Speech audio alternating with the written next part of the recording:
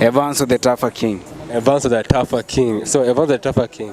I want to be completely honest with me, looking at the camera. Are you dating? No. Not dating? No. Why? Nairobi, bana. The street in Nairobi ain't safe. Man, they're sharing this pussy, man. You're sharing the pussy? The poo, the pee thing. Okay, no problem. What is the body count? 3. 3. Evans the King. 3. I think you're lying. Okay. Maybe 15. 15. 15? Oh, that's cool. And how old are you when you lost your V? When? When you lost your V? 13 maybe.